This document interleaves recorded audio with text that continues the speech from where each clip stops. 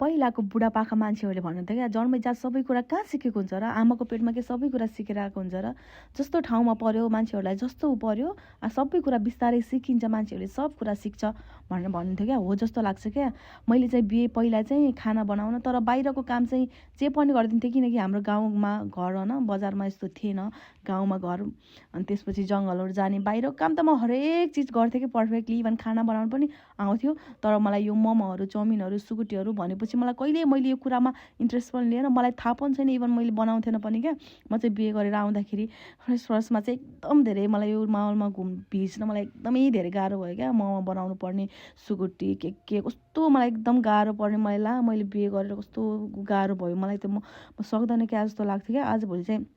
6 वर्ष भयो पर्फेक्टली सबै कुरा आउँछ यो तेलको बोतल हेर्नु न साथीहरू मेरो बुढा जस्तै कुच्चेको छ भन्न मिलेन मेरो बुढा चाहिँ साह्रै राम्रो हुन्छ साथीहरू तर साथीहरू जसले जे भने पनि यो छोरीदेखि बुहारीसम्मको यात्रा एकदमै धेरै कठिन एकदमै धेरै हार्ड हुने के